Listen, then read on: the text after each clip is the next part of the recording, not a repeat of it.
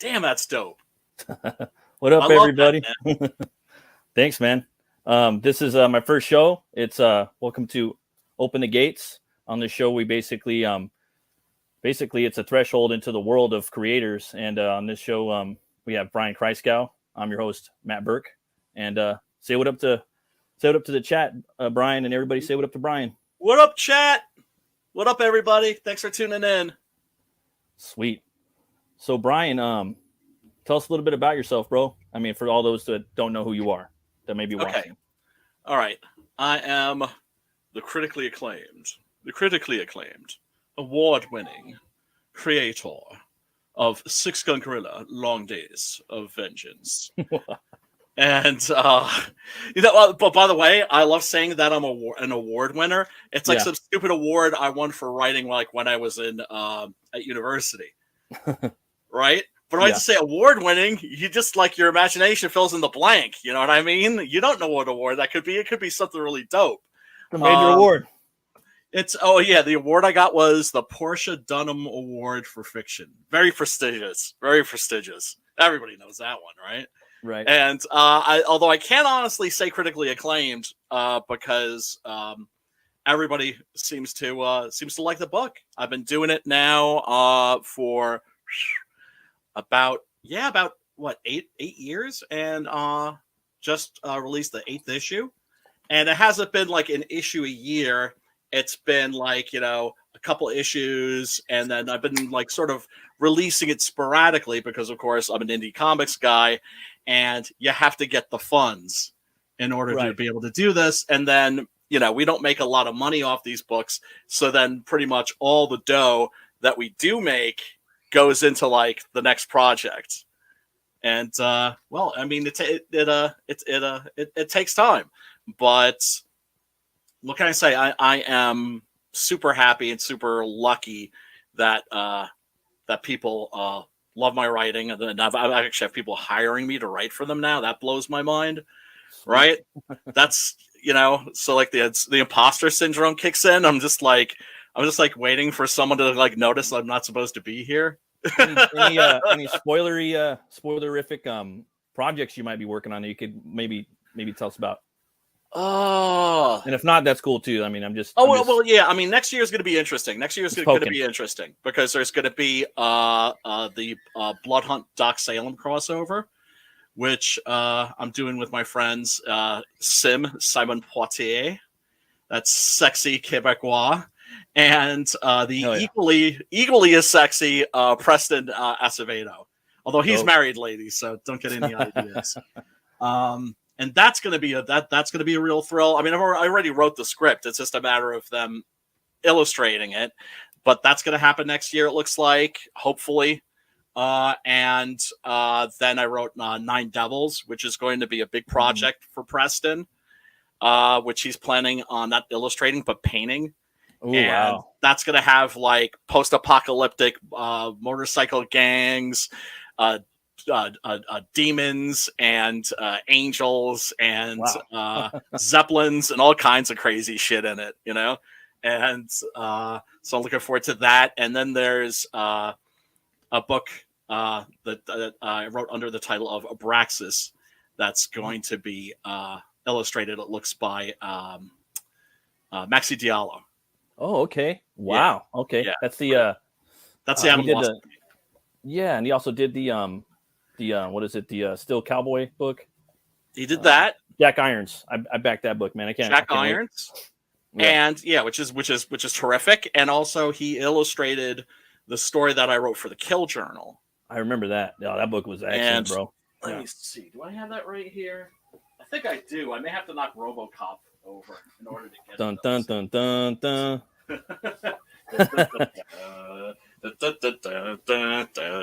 Oh wait, this one actually has a battery in it. I think I had. Oh, what the? It's a jetpack, so it's like you can hear him. That's pretty awesome, dude. Adam was kind enough to throw your boy a bone and allow me the privilege of writing a story, an origin story for one of the characters in the Kill Journal. and Maxie just killed it. I mean, did such a beautiful job, and also did what you really look forward to in a book, which is adding details that weren't in your script, but that take the story to another level, right? Hell yeah, man. Yeah, I love that. I love his style. It reminds me of a little bit of I forgot his name, man. The guy that did Rumble, James Herron. It reminds me of James Herron a little bit, and a little bit of Donald DeLay. A little bit, some of his stuff. I know Donald's a chameleon, an artistic chameleon, but yeah, I love that. Good stuff, man. Well, Adam was looking for an artist, and I was like, dude, why don't you just get Maxie? Because he killed it. Right. With that story, and Jack Irons is fantastic. Like, he could definitely do it and do it justice. And so that's also going to be my first horror comic, which is exciting but also intimidating. Right. Because you know me, I'm a horror guy. Yeah, and you gotta live up to it. And right? You know, it's a big. That's your genre, and you got to fucking live up to it. It is. We got Jay Dollar. Holla. Jay Dollar. What up, Jay Dollar dog? Oh yeah, actually, yeah. Also, I just this popped out of the Kill Journal. Speaking of Preston, oh yeah, fucking love it, man. Yeah, man, badass piece. Yeah. So, super excited to be working with the people that I'm working with. Super grateful to be working with the people that I'm working with. Wellspring of talent, right there. Oh my god, right? And man. And it's so much fun. You know, if you're not having fun doing this, do something else. Because if you're not having fun making comic books, something's seriously wrong. You're doing it the wrong way. Yeah, you got to, man. You have to. Yeah, man. I got a question for you. What is your favorite metal band? Favorite of all time? All-time favorite metal band. If you consider Sabbath. Okay. No, I do. Right. They're like, yeah, that's like, to me, they're on the threshold of metal. You know what I mean? Them, Motorhead. You know what I mean? Yeah. I would cite those two for me anyways, you know, as like some of the beginners. I mean, you could even throw Zeppelin in there a little bit, but it was kind of, you know, and then there's a few others too that, you know, but for sure Sabbath. I mean, it's always the go-to for everybody. You know what I mean? Yeah. And I was lucky to have like an older brother that was into Sabbath. So I discovered Sabbath way early, like 5th grade, 6th grade. Oh, okay. Yeah, I probably discovered them around then for me too. My sister was really into metal. She kind of got me into it at a young age. Them and like Pantera, but then grunge it was grunge. Like a lot of that stuff was hitting in the 90s at that time. But yeah. Grunge replaced metal. It was Paranoid though. That was always the album. And then Crazy Train kind of fucking stepped through there. You know what I mean? It was just kind of like, oh, as you're a kid, you're just like, oh, that's all one big CD, you know? Yeah. You just hear the singles, you know? Yeah. Fuck yeah, man. Sabbath, hell yeah. Well, I remember actually bringing, we had like a little kiddie party in 6th grade in my class. Yeah. And so the kids got to bring in their records and play them. Right. And so they brought in all the whack shit. Oh. Right? Damn. They brought in the whackness. They brought in like Billy Joel, Styx, right? Yeah. And so I brought in, you know, we sold our souls for rock and roll. And what up, World of Conan? And, you know, I converted those kids. Yeah. They're all rocking out to it. Yeah. Yeah. They just wanted to listen to Sabbath over and over and over again. And my teacher was a drunk. So I think he was like too loaded to notice or care that we were rocking devil music. When I was a kid, for me, it was always Iron Man because I always thought of Tony Stark, you know? Mm-hmm. And I was like, how happy were you when you saw the movie and you heard that blasting? Oh, I was like, oh, this is fucking awesome, you know? Yeah. It goes without saying. But then I was always just thinking like, dude, that's a comic book unto itself, a separate universe that's Sabbath's Iron Man that could actually be a fucking comic or a movie or something like that, a video game. Oh, and yeah, it's a totally different Paranoid. Of course. Paranoid was just like a catchy song, you know? I really got into those two songs, you know? And then Crazy Train, I was like, oh, and you're Randy Rhoads shredding on the guitar, different style, but it, you know, was Ozzy, but still, you know, those are the hits, the singles, you know? But, and then you had the Dio records, right? And right, and I love, I think, he was fantastic when he was in Rainbow. Yeah. Right. And Rainbow to me is superior to all the bands it kind of spawned.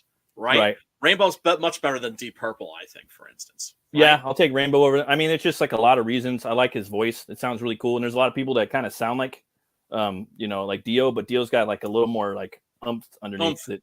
Yeah, a little more like, I don't know, dude. He's got a little more. It sounds heavier in a way. You know what I mean? Yeah. Well, he reaches, I don't mean just, heights in terms of, I'm talking about, soaring vocals, right? Soaring. He's loud. He projects. And then he also has like a little, like a heavierness to his voice. You know what I mean? Yeah. In some of the lower tones. But yeah, fuck yeah, dude. Hell yeah. But as a kid, when he replaced Ozzy, I was like, "This is bullshit! Yeah, fuck this motherfucker!" Yeah, right. You know how you are when you're a kid. I'm a big, and I think that's probably one of the reasons why, when it comes to metal, I'm a goth metal guy. Favorite metal bands of all time, I would have to say definitely Celtic Frost. Okay, is way up there.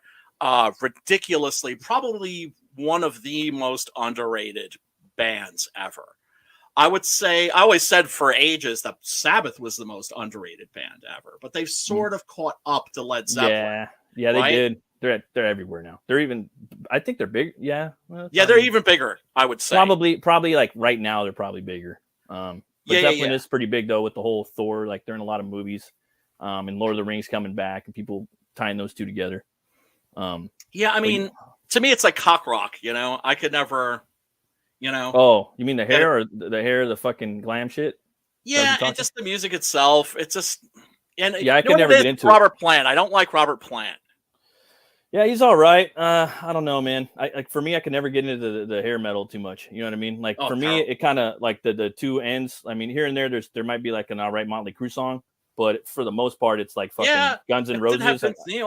I kind of put Guns N' Roses in there, like kind of at the end of it and at the beginning, somewhere around there, I kind of put Van Halen. Like those are the two that I'll kind of like, that's a stretch, but I'll like, all right, right, because they're Van Halen's more like party metal, but his fucking guitar soloing is awesome, dude. And then so undeniably. But then you've got Diamond David Lee Roth, who's just like a clown. Yeah, he's fun. You're watching Dave TV. Yeah. And then there's Slayer, of course. Slayer fan. Slayer's fun, and they're heavy and without a doubt. Nowadays, let's see, who do I like? I like Lacuna Coil a lot. Theater of Tragedy, although now they've packed in, and retired. That's also a band I would consider very goth metal. Crematory, although they can be a little silly. There's nothing wrong with a little silliness. For me, what metal is, it's like how fucking serious are you gonna get with your fucking metal and your whole outlook on the genres and subgenres of metal? You know what I mean? Yes, how fuck are you gonna how hard are you gonna push that shit to everybody? You know what I mean? Like that's not metal enough. Oh, that shit's this or that. Like it's just, dude, come on, have some fucking fun, bro. It's fucking music, dude. Like it's fucking heavy music that like a lot of people like, dude. Like don't take yourself too serious. Right? Yeah. Like one band that I actually just recently discovered that I absolutely adore are the Bloody Hammers. Never heard of them. Oh, fantastic! Check them out. Check them out. It's interesting because they're one of those bands that when people discover them, they're just like, "Why haven't I heard of you before?" Right. Why am I just hearing this now? This is awesome. And they're kind of like a horror punk goth metal. Duo, husband and wife duo, and just the fact that they take their name from a Rocky Erickson song. Rocky Erickson was sort of like the father of like horror rock. Mm-hmm. And his name is spelled R-O-K-Y for anybody that wants to look him up. But Rocky Erickson was the shit. And this band, the Bloody Hammers, also some of their songs are very Misfitsy. Oh, okay. Others are a little more metal. Others are a little more goth. But little rock and roll in there, little Elvis. In there. Yeah, but fun, and not taking themselves to like seriously, like at all. I think like for metal, for me personally, because everybody has their own thing. Like if they're creating music, I think you got to have fun with it. but take it seriously, but then have fucking fun with it. That's why you're doing it. You know what I mean? Well, take it serious, but because it's your passion, you know, but fuck, dude, you got to loosen up a little bit and have some fun. Like when you perform it, you know, and that's the end goal. You should be fucking performing it if you can, you know. Some people can't. Some people got to go and, you know, do their thing, maybe record every now and then or jam. But that's what it's about, man. Once you get in a band, you want to perform for people and put on a good fucking show if you can, you know. Absolutely. So absolutely. And who else is there? That's all that. Those are the only bands that come to mind right now. But yeah, I'm German. I got to be like a goth metal guy. Oh yeah, I would if someone asked me that, I'd be fucking listing a bunch of shit too. You know, like keep going off. There's so many bands that I like. Oh too. man, yeah. I was thinking about SIX-GUN Gorilla, man, and obviously we're homies. We got our own show. We're gonna do another show, Horror Movie Club, and you know we're doing it at 5 today, or sorry, 8 o'clock. EST 5 your time, right? Yeah, I'm in fucking Deadfornia, and you're in Dead York. In Nuke York, yeah, Nuke York. And I was wondering, and you know, I've read all the SIX-GUN Gorilla books, so I can speak that they're fucking awesome. You know, some of the best written comic books I've ever read. Oh man, what is there to expect from the next chapter? I know you're doing 2 more chapters, right? But what's going to happen? What's a little like breadcrumb you could give us for the next chapter? It's the climax. Okay. It's a climax. Everything has come to a head, and this is like the big payoff, right? Okay. In issue 7 was the big gun down. That also was a payoff in many respects that I've been building up to, right? Yeah. And then the last issue has quite a bit of action in it, but it's more plot oriented than maybe some of the previous issues. I always make sure not to get the story bogged down in talking heads or anything like that. Always try to give the artist that I'm working with something visually interesting. Right. Yeah, it makes it fun as fuck for artists, you know. Yeah, because if your artist is having fun, guess what? It's going to come across on the page. Yeah, and then you're going to have more fun reading that book. Hell yeah. Right? Because you can tell, they're just digging it, right?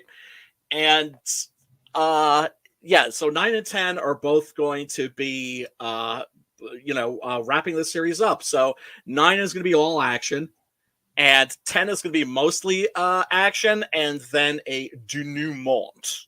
Okay. Right? In other words, I'm not going to stop the story cold. Yeah, it's going to be a epilogue. Right. No, that's awesome, man. That's good to hear. I can't wait.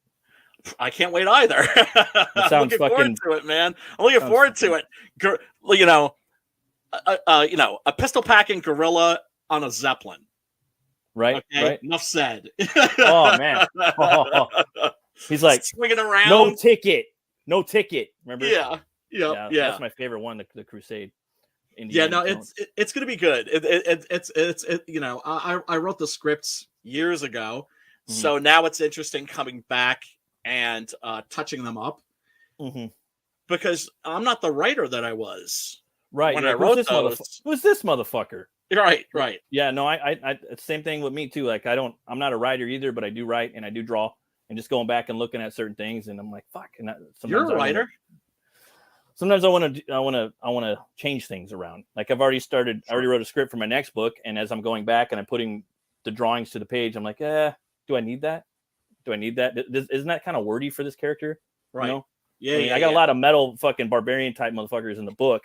They're kind of stoic, but are they all stoic? And should they all be wordy, or should some be wordy? You know what I mean? You can't have everybody just a clone fucking buff motherfucker with the axe and a guitar or whatever. You know what I mean? But and because they have to have personality. Different. People are different, you know, and I have to. So you're always constantly rendering the story and characters and art. Fucking, I totally understand where you're coming from. Well, distilling it, and trying to tighten it up. One of the best experiences I had, just in terms of education, was one of my readers said that after I released the second issue, he was like, "That was awesome. I loved it. But in issue 3, we better get to some vengeance." Right? It's called Line Days of Vengeance. We need to start seeing some mayhem. Right. And I was actually going to stretch it out and have that in the next issue. I was going to do more of a slow burn. Right. And then I thought about it, right? Because when our readers give us feedback, it's not like we're chefs and we make things to order. Yeah, right. Right? Yeah. Oh, you're buying a comic? Okay, I'll make it your way. No, right? Because let's face it, if comics were made that way, they'd end up, well, they are made that way now, aren't they? Marvel and DC, they're basically written by Twitter. Yeah. Right? Yeah. You know, you got to have your own voice now to if you really want to entertain like fucking people that are normal, you know what I mean, that are into that type of thing. You know what I mean? People that actually read comics. Yeah, normal comic readers, you know what I mean? Yeah. And they're going to want to hear your distinctive vision, whether it sucks or whether it's good. You know what I mean? And that obviously everything is open to interpretation and artistic taste and what people like, different strokes, different folks. But you have to be true to yourself when you're writing a story. And that's so true, because ultimately, if you're not writing the comic for yourself, I mean, you have to understand that finished product in the end, that might be all you're left with. Yeah, you got to do your best, and this could be the last day on the earth that you have. Right. You know what I mean? Right. And you don't. And I remember thinking, like, okay, how am I going to approach this? And I was thinking, oh man, I could make this really Garth Ennis, right? And have him ripping off people's arms and sticking them up their asses and stuff like that. And I thought, well, why should I do Garth Ennis? Because Garth Ennis is right over there. If somebody wants Garth Ennis, they could go read Garth Ennis. Well, what I was going to say, sorry. I was just going to say, I was like, I'm going to do me. Yeah, you got to do Brian. And then I succeed or fail based on my merits or lack thereof. And at least I could say, this was mine. I did my best. If it's a disaster, okay, I whiffed. It wasn't good enough. But also, if at least you like it. Right. Because one of the things I felt terrible about at the New York Comic Con, this is when I always talk about where like every book in Independence Alley was about zombies. Yeah. Every single one. Yeah. So those people basically, because it was all about The Walking Dead that year. I still have my pass, and it has like The Walking Dead on it, right? Right. And those people made a comic book for an audience that doesn't exist. And they're stuck with that. And I remember thinking, like, damn, those people are probably stuck with a comic book that even they don't want to read. That even they don't like. Well, dude, I read, like, back when it came out, right? We used to watch it, me and the wife, and it was every week. And then we go over to Mom's house and they'd watch it over there. Everybody fucking watched Walking Dead on Sunday night. And I liked it too. And then I just came across an article about Dead World, and I was just like, dude, there was a lot of swipes that were taken from Dead World, dude. I think there was even like a samurai chick. There was a dude in an RV, you know what I mean? And then I was looking into Dead World. I haven't picked up any of the Dead World stuff, but for me, it's like, that's like Walking Dead on fucking metal. There's like the zombie like leader dude, the biker zombie leader guy. The zombies are in control. They know they have the zombie king. They have they have stargates that go to hell with different deadites. So you got that Evil Dead feel to it as well. Yes. Then he's a fucking biker. Then on top of that, there's human farms. They're breeding humans. Like to me, that is more interesting. It's more fantastic in some ways. Yeah. This one's more realistic. Like this is what would happen. This is 38. This is zombie World War Z. This is the fucking one that Cillian Murphy did, the Danny Boyle one. 28 Days Later. Right. This is that. Those are what would happen in real life. For me, I don't give a fuck about that. I know that shit's gonna happen already. I want to see. Yeah. Yeah. Well, I mean, what Walking Dead ultimately is, and a lot of people miss this. It's Robert Kirkman, and I don't mean this even as a diss, right? It's Robert Kirkman doing Stephen King, doing George Romero's zombies. That makes sense, right? When you and look at the characters and everything; it's so Stephen King, and I loved, I like the comic. Not loved. Liked the comic. Loved the first season of the TV show. I like the first 3 seasons. I like the one with a lot of people hate the governor, and I kind of hated the visual look, but he looked like Sex Machine from Dusk Till Dawn. He looked like Tom Savini. That's how he looked in the book. So I was kind of expecting that. But what we got was kind of like this Liam Neeson type character with a fucking Southern draw, which was cool. which was cool. It was much better, I thought. And I liked that one. He was my favorite. He was my favorite character of the whole show. Yeah, yeah. But I liked the Tony Moore art from the first 6 issues. Oh yeah. And he was at that time.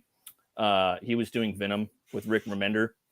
Fucking Agent Venom. That shit was so good. He was a paralyzed alcoholic with daddy issues. It was just really good and well drawn.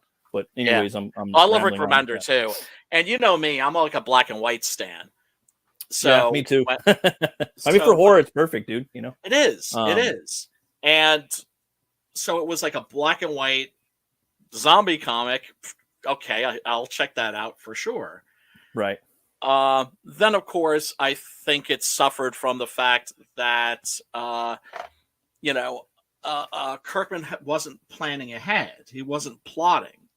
Right. He was just freestyling every issue. He was, but that was the point. He said in the very first issue, I don't know where this is going. This is kind of like an experiment. But then Frank Darabont bought the rights. And then Shawshank Redemption, Frank Darabont, the missed Frank Darabont, who, by the way, was at that convention. I walked right freaking past him. I knew who he was. I don't think anybody else there did. I recognized him, and I'm still kicking myself in the ass for not having walked around with copies of my comic, right? And been like, oh, hey, Frank, what's up? Free comic. Well, I was going to say, too, man, like about your character, I always forget his name, the African, Kumba. About Kumba is you're comparing it to, well, if I do fucking, the style of Garth Ennis, he's sticking the arms up people's asses, ripping arms off, shit like that. That's cool, and I that's kind of like my style and stuff like that. But with yours, I'm always questioning: is Kumba a real? Can this exist? Is this a gorilla fucking real? And in the whole story, I was like, this is a real dude, man. Like this is a real gorilla. Well, it's really realistic in that time. Is it possible? And I'm always thinking, yeah, it kind of is in certain ways. And for me, that's scarier, but it's also more heartwarming too. Once he's going to the church and finding out his mission.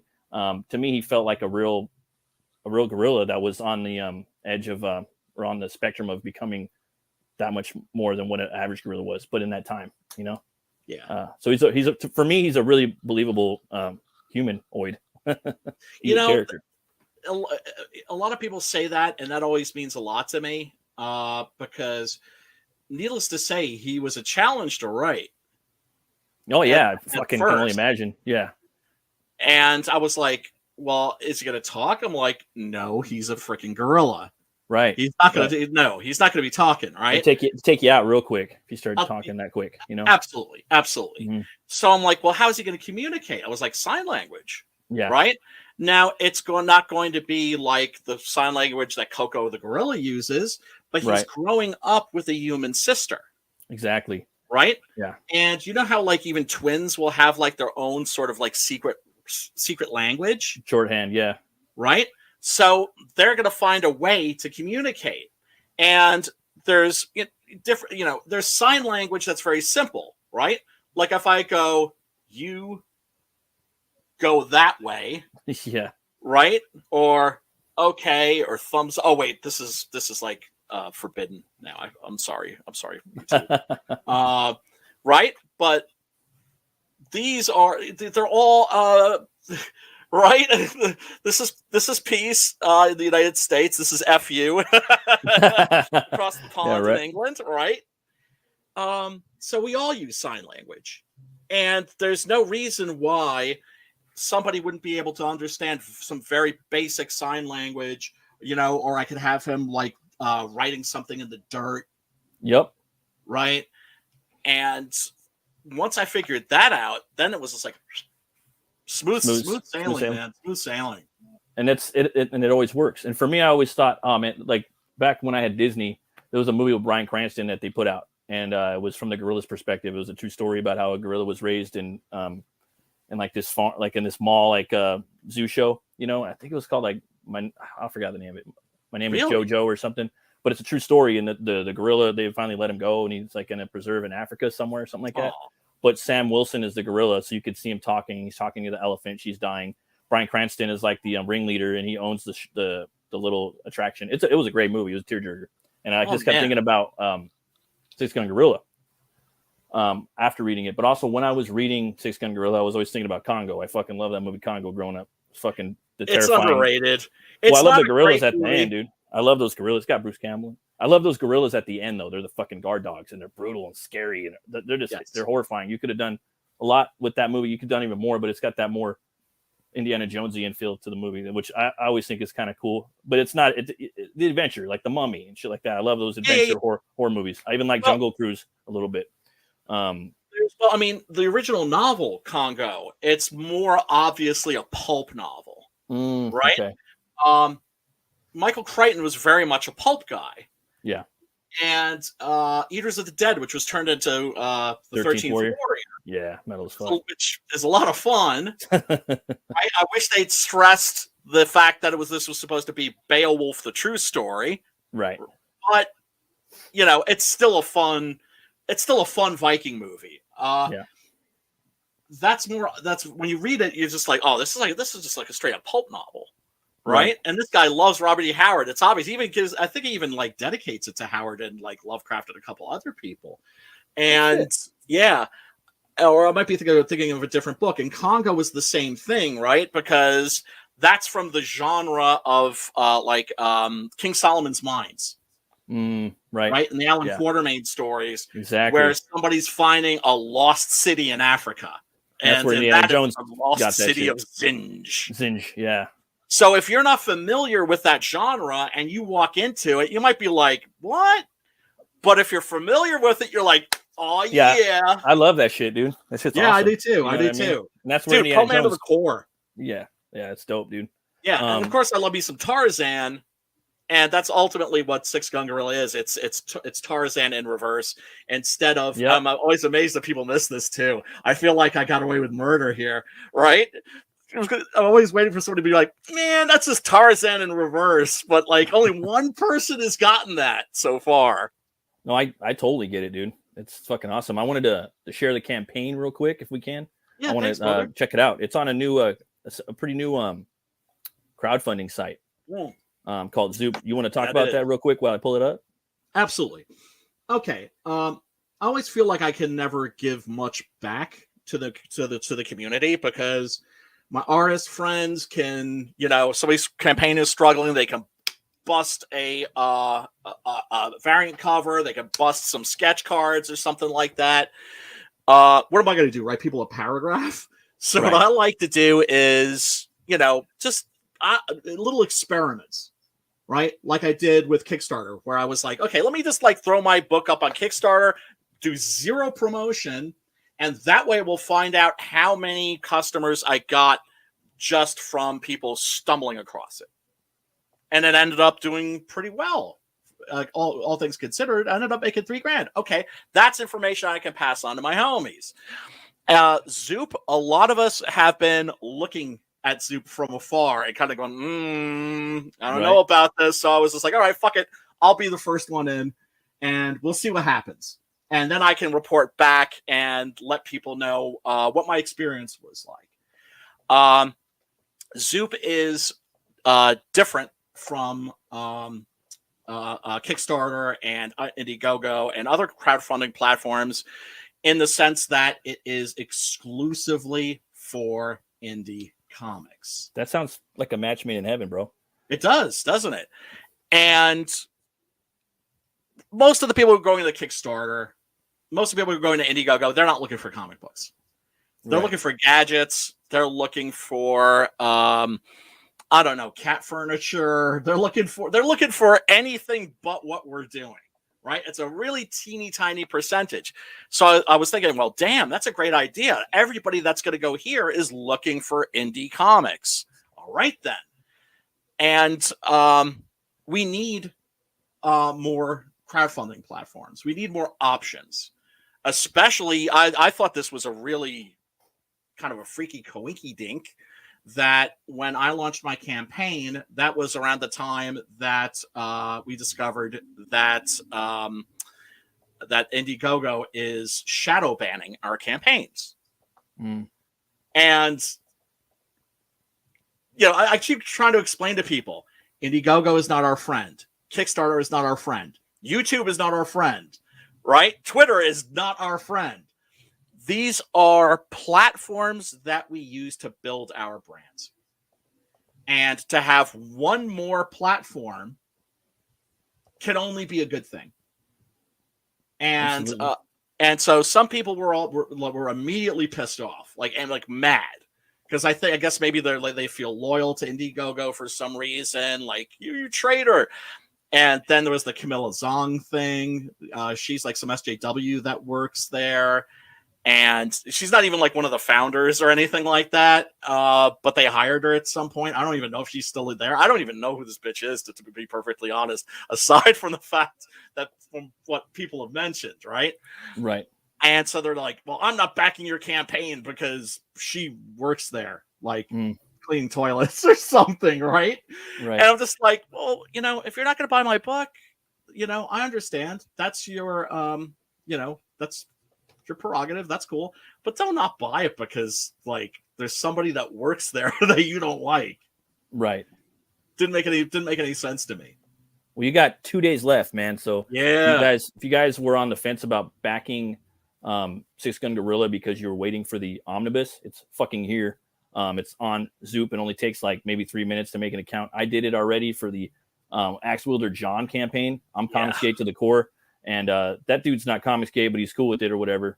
I bought that book. I thought it looked cool, so I fucking did it. And it looks like they're going to be fulfilling it too pretty soon. So we'll see what happens with that. I know Brian's going to fulfill it. He's fulfilled 5 campaigns already. Yep. So you don't have to worry about that. So we have 2 days left on here. Let's see if we can get this bad boy to 10 G's. Come and check it out. We only have 5 more to hit. It's doable. We can do this. Brian, do you want to go over the tiers a little bit, bro? Yeah, absolutely. Of course, the first one is the digital edition because I know some people are very anti having a digital tier. I'm very pro because there are some folks that just want to read the book, but they don't want to pay $30 for shipping and handling. And which is incredibly understandable. I've not backed books because of that reason. Right. And as creators, we don't like charging people $30 shipping and handling. So if somebody just wants the digital copy, that's fine.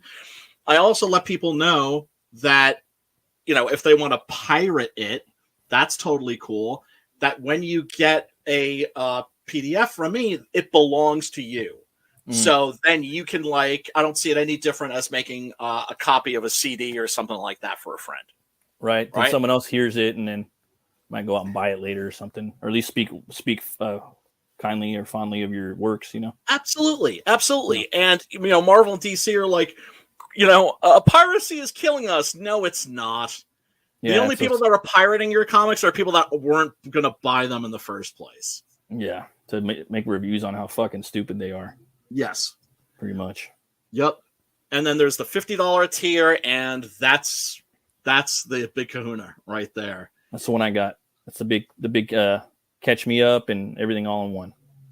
It's going to be the entire first 8 issues, which are right. So the book is already 80% finished. Right. And if this funds, then we're going to add issues 9 and 10, because I couldn't run a campaign for issues 9 and 10 because I already, with issues 7 and 8, had people saying, oh yeah, I'll just wait for the next trade paperback. Right. Because the first campaign was a trade paperback containing the first 6 issues. Also, for those people that already have the first trade paperback, there's going to be a second trade paperback. There's going to be a volume 2, because there's no way I would want to double dip, and there's no way that I expect people to buy back a book that already has issues that they already have. Oh, that's cool. Save a couple bucks. Absolutely. Yeah. Although I think for the omnibus edition, I'm going to be making certain little changes here and there. That's cool, man. But you get the entirety, like the way you want it, the way Brian wants it, And I think it's the first omnibus in CG. It is. And it's 224 pages long. Minimum. That's going to be the biggest, baddest CG book out so far if you guys buy it. Hopefully it gets funded on here. And you got the floppy pack right here, $90. That's fucking awesome, dude. To be honest, man, it was really cool to have the floppies. You know what I mean? It's cool to burn through the book too, but then it's also cool to like break it down and pick one up at a time. All these individual issues they're number 1 through 8, plus the premiere issues of 9 and 10, the epic final 2 issues of the saga.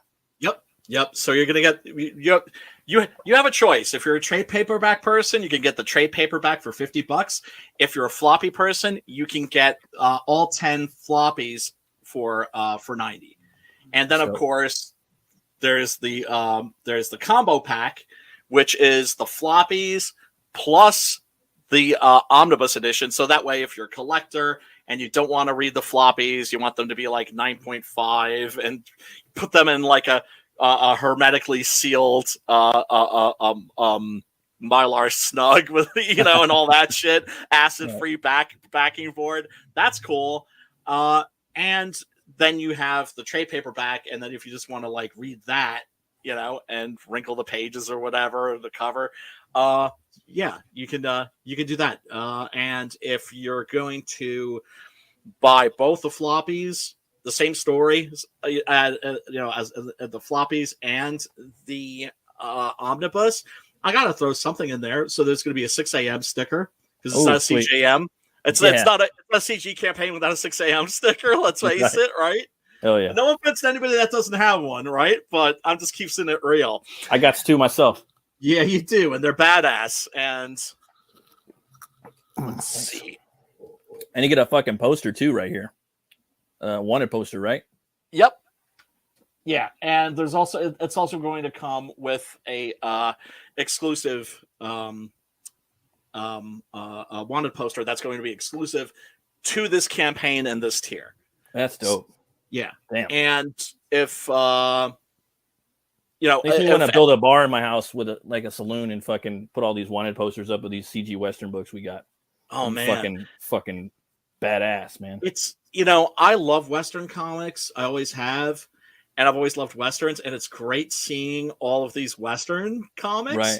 And seeing all of these weird Western comics. Those are my favorite, man. You know what I mean? Yeah. Like right now, I'm breaking away from the Western for a couple years, but I'm gonna come back. Like it's ultimately gonna happen. Well, I mean, because it's a genre that's limitless. You're never gonna run out of stories. Yeah, it's basically like the post-apocalyptic. It's very similar to that. Gotten into debates with people about that. No, it's not. It didn't happen during the apocalypse. I know now, motherfucker. Look, but it's the same thing.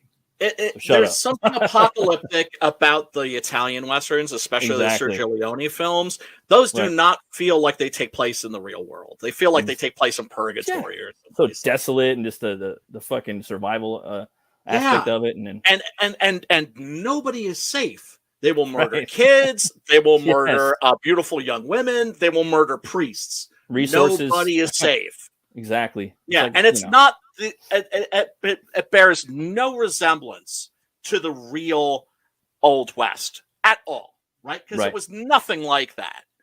And even in The Good, the Bad, and the Ugly, they're fighting the Civil War in Texas. Right. The Civil War, funny. And I make a point of pointing that out, actually, in the first issue of SIX-GUN. One of the reasons why they're hanging out in Texas is because the Civil War is going on north to them, and they want to stay the hell away from that nonsense, right? But with the Sergio Leone films, it's you're not. I like what Martin Scorsese said, where he's just like, I don't understand why people seem to think that films are supposed to be like accurate reflections of the real world. Right.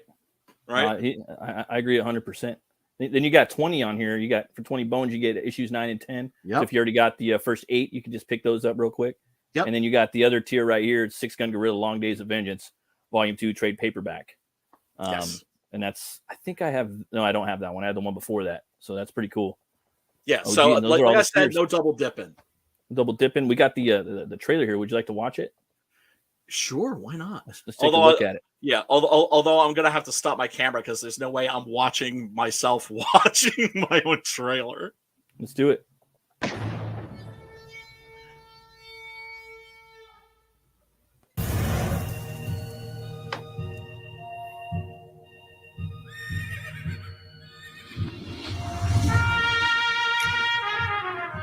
We've all heard the stories.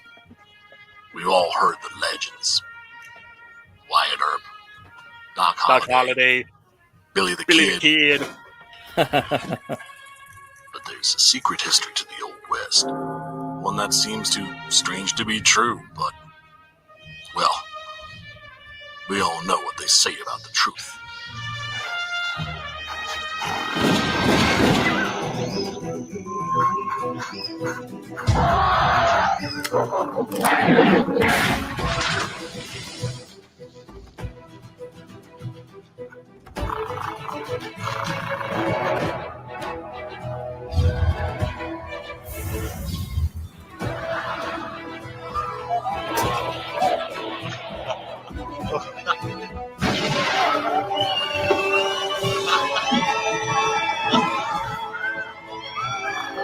Very big ape, very big guns, throwing very big holes,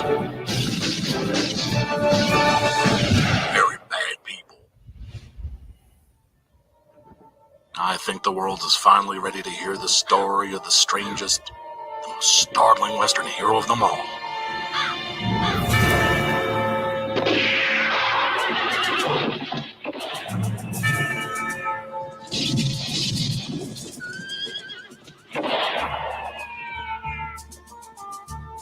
SIX-GUN GORILLA, Long Days of Vengeance.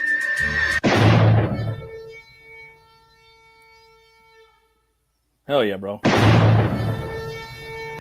And all of the gunshots that you hear in that are taken directly from Sergio Leone movies. I love that, man. It's one of those things where it's just like, well, people aren't going to notice it, but I'm like, I'm going to know it's there. You know, it's like a lingerie. Oh man, yeah. Oh god. Love it, man. Fellow that put that together for me did a beautiful job, and it was the easiest thing ever to storyboard because all I had to do was just cut and paste, and then just draw little arrows. Can you make this move that way, and this move that way, and all that. It turned out really good. Yeah, it looks awesome, man. You guys did a little creative back and forth right there, huh? Oh yeah. Oh yeah, man. I was gonna ask you, what's your favorite movie? Oh wow, that changes, doesn't it? In the top rotation, I would say my favorite movie is probably Bride of Frankenstein. No shit. Of all time, your favorite movie is Bride of Frankenstein. Yeah, wow. I think it's Bride of Frankenstein. It's one of those films that I think was blessed by the gods of cinema. Right, like, or some kind of like fairies just like went flying through and like sprinkled a little magic pixie dust on it.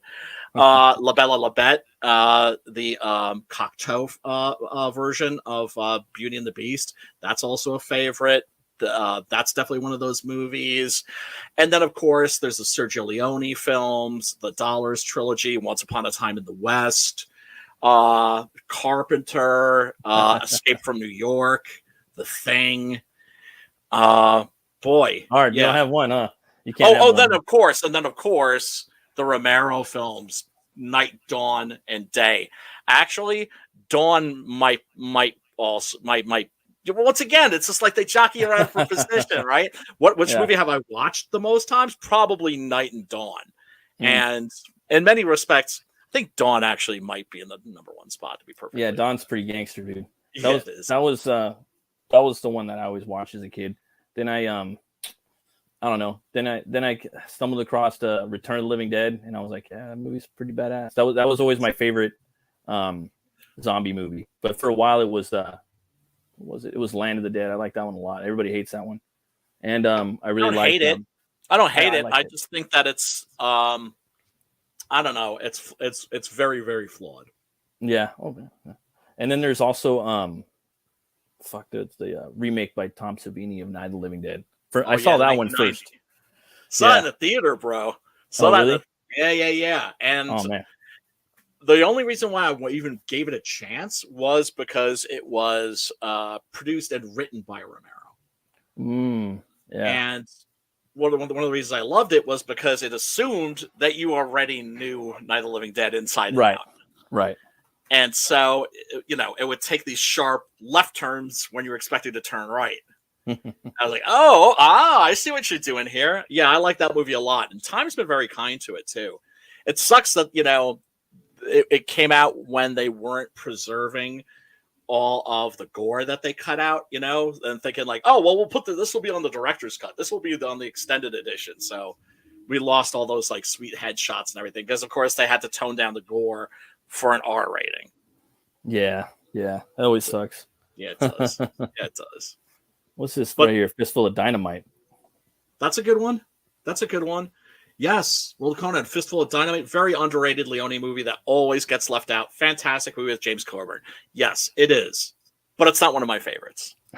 I still think it's lesser than the Dollars trilogy and Once Upon a Time in the West. But it is a great movie. I mean, look, when it comes to like the Italian westerns, I'm always tell people start with the Sergios. Watch everything by Sergio Leone, watch everything by Sergio Corbucci, and everything by Sergio Salima, and you'll be aight. The Surges. The Surges, yeah. The surgical procedure. Yeah. Yeah, man. On the Western. Yeah. Right? Yep. Like Sergio Corbucci, of course, he did Django and the original Django, and also The Great Silences, which I think is probably the best non-Leone spaghetti Western. Damn, man. I was noticing too on the art of the new Six-Gun Gorilla, the last one. You have a new artist, it's Preston Azevedo. Yes. We talked about this before. He's the way you took was for the artistic approach of the line art was pencil. Yep. And you had Oliver the Ace or from 656. He's doing the colors on there to really bring out the bring out the pencils. I wanted to show that real quick. Oh my god. Before I forget. By the way, hail 656 and get on the new Cryptidnals campaign when that drops. I don't think that's dropped yet, but if you haven't backed the Cryptidnals, back that shit now. I think they're still in demand on Indiegogo. You do need that book, right? Without a doubt. I was going to show you, and I really liked it too, man. I really love pencils that are painted. Some people aren't a big fan of pencils scanned and then put into their comics, but I love it. Like Eric Powell does it all the fucking time. He even goes harder than this on there. He actually like scans the pencils. Like in here, it's a little darker. You know what I'm talking about? Yeah. Because check out all of his work. You know what I mean? Just ink wash. Check out. Yep. Fuck, dude. All the goon stuff. He uses even black colored pencil, regular fucking scratchy pencil. So, it's a different effect, dude. You know what I mean? And this looks beautiful, man. I can't wait to see what he does for the next stuff. Right now, he's doing the artwork for Literature Devil's new book. Yeah. That looks really good too. Yeah, I believe the colors are by Oliver as well. So I'm checking that out. Well, yeah, because you see how this turned out. I originally, Preston and I agreed because, I look at his pencils and I'm just like, can we just release it like this? Can we just publish this? Because they're so beautiful. I don't want to see them inked. I don't want to see them colored, right? And I was even thinking, but then he was like, you know what? I'll ink, quote unquote, with my pencil. Yeah. And then totally. If you want the right person to color your artist's pencils, ask them. Yeah. Let them pick the person, right? Well, obviously Literature Devil liked it. I'm sure that's the same route they're taking. I'm pretty sure it is. You know what I mean? Dude, you'd be a fool if you didn't, because Ollie's colors are gorgeous and he preserved every single line of Preston's beautiful pencil work. Fantastic. I couldn't have asked for better. For better. It gives it that fucking really like scratchy, gritty, punky fucking metal look to it. That's what they call it. You know what I mean? Yeah, when I look at comic book art, not that I don't like people like George Perez, for instance, who were very neat and very clean. I like to look when I'm looking at an illustration. I like to be reminded that I'm looking at an illustration.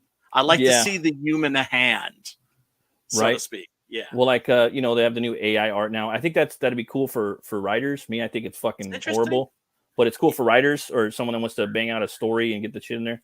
I'm not a fan of it. I'm totally like 100% like, people need to have their own, views on things. And I respect that. And me, I don't like it. It's going to get better too. It's going to get to the point where you do not need an artist whatsoever. I mean, people are obviously people are always going to want an artist. People are going to always want an artist. And there's always going to be work, but they're going to get so fucking good to where you're not even going to need an artist anymore. That's I disagree. I disagree. I disagree completely because there's going to be something missing. There's always going to be something missing because I don't think so. These things are. I believe these things are alive, bro. These computers are alive. There's fucking. I believe that there's fucking spirits in there, dude. And that to me, that's part of the singularity. Yeah. And now there's even fucking demons in there, like tulpas and shit. You see that shit the other day on 656? Oh my god! They put into there, dude. It's just in the beta testing fucking point right now. Imagine in 6 months. Imagine in a year how fucking good it's gonna be. Like I've seen so many, they fuck the hands up. That's usually what it is. They don't nail the hands right. The hands are usually put on backwards. The machine, the AI, it puts hands on backwards and stuff like that. But I'm just saying, dude. Like people, there's always you're not gonna need an artist. I mean, personally, that's what I'm thinking in like probably 10 years or so. You're gonna want one though. But that's just me. I'm not for it. But that's I don't think that AI art. Like I said, I find it fascinating. RJ, for instance, Hail RJ. He it's beautiful, bro. It's fucking awesome. That's the SIX-GUN Gorilla thing that he did, right? Yeah. And that's actually kind of cool. Yeah.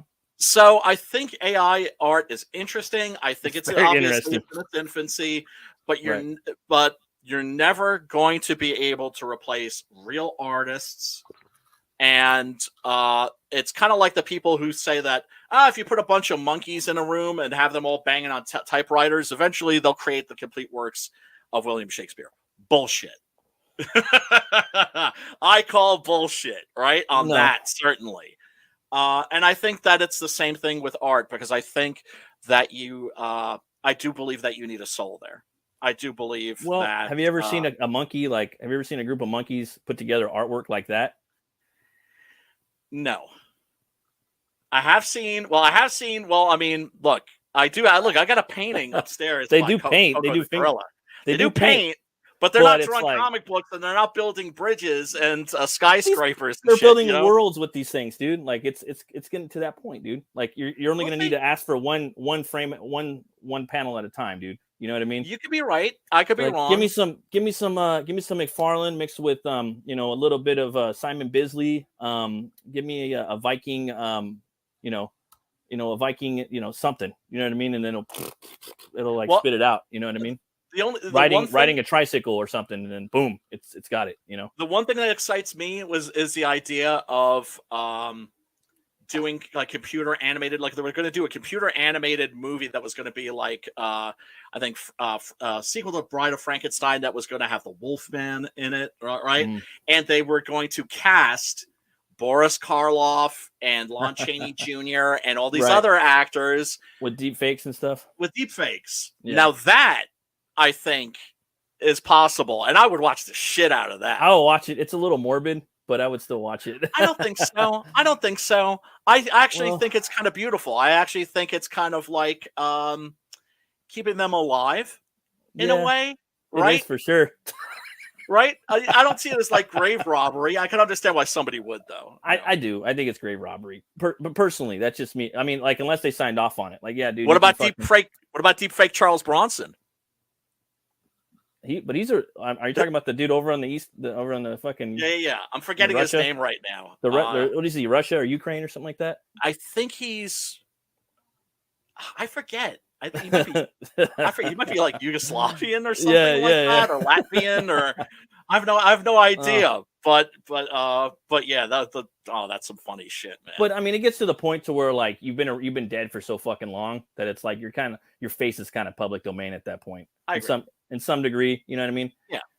It is kind of morbid, but then again, you know what? It's been so many years, dude. It's like, fuck, man. You know what I mean? You're part of the public domain now. Like that whole square-headed Frankenstein and the Bride of Frankenstein with the big lightning bolts on the side of her head, like her hair.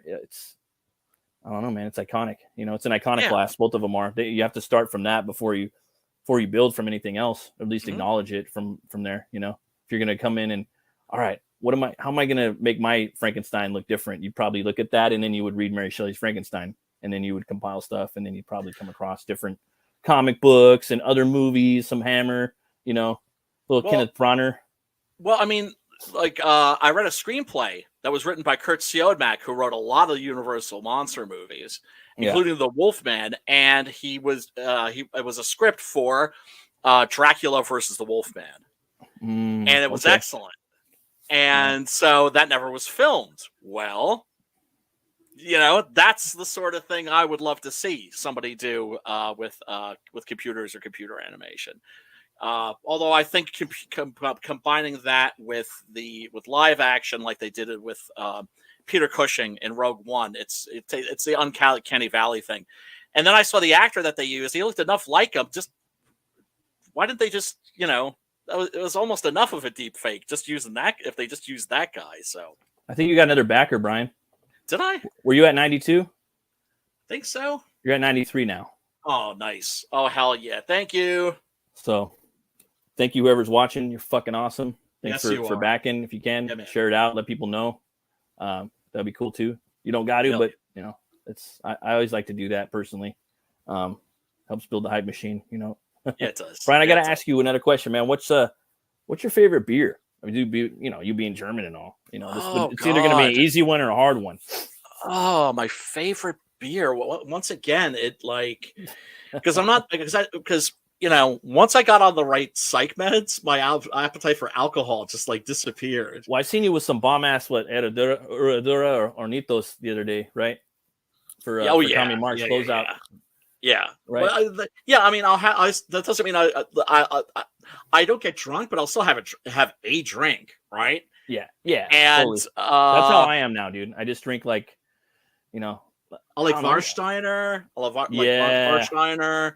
Yeah. I like Stella Artois. Okay. I like shit, man. Even like some of the American stuff. Like Sam Adams Cherry Wheat and I'm drinking this Mind Haze right now by fucking Firestone Walker. It's like a double. It's like an 8.3. I never had it before. I figured I'd pick it up. I've been drinking Mickey's the last two, so I figured I'll pick one up for this stream and one for the horror show we're going to be doing in about an hour or so, right? Yeah. Watch me some, so if you guys want, you could check us out on Horror Movie Club, Comicsgate Horror Movie Club. We do that every week on Brian's channel. We normally do it at 7 p.m. Eastern Standard Time. We're doing it at 8 p.m. tonight and going forward, or is that just tonight? Yeah. Because that way it's going to give us an hour to get something to eat. Smart. And it's prime time, baby. 8 o'clock. And it's prime time, and it works out with the Madness Network. So cool. Yeah, give us a little break too. Yeah, that's awesome, man.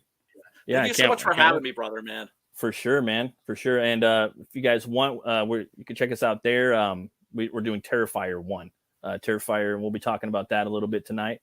And Brian's campaign, man. Brian's been around for a minute. He's been fulfilling like a fucking machine. He's been writing like a machine. You guys don't know about all the stuff that he's been doing, but he's got a lot of stuff that's going to explode before you know it. This book if this book doesn't get funded, it will come out eventually. I guarantee you, because it's so fucking good. So if you can, try to come and get it right now. All right. Yeah, you'd be doing homie a favor for sure. Yeah, Brian's a homie, solid dude. He gets down. And is there anything else you'd like to say about your book, Brian? Check it out. If you like the previous issues, I should add you know what? If you haven't read the book and you'd like to just read the first issue for free, email me, hit me up on the Twitter or whatever, and I'll email it to you, because that gives you a chance to then kick the tires and make sure that this is something that you want to read. But if I could offer a money back guarantee, I absolutely would, because, and I don't say this to boast, everybody loves this book. And no, everybody loves it, dude. Who would have thought? Who would have thunk? I figured some people would really love it, but I didn't think everybody would get off on it. And everybody seems to get a kick out of it. So check it out. For sure, man. And I also put the link in the bottom of the chat. Thanks for everybody that showed up today. I really appreciate it. This is my pilot episode, first time streaming on StreamYard. And I've been fucking making comics and being on shows and reviewing stuff too. So for a few years now. So some of you guys know who I am, some of you don't, but thank you. And as always, folks, thanks for watching. If you like metal, you like movies, you like brewskis, stop on by. Thanks for watching. Be bold and be brave. And remember, roll the bones to know your role. You guys have a great day. Bye. Peace.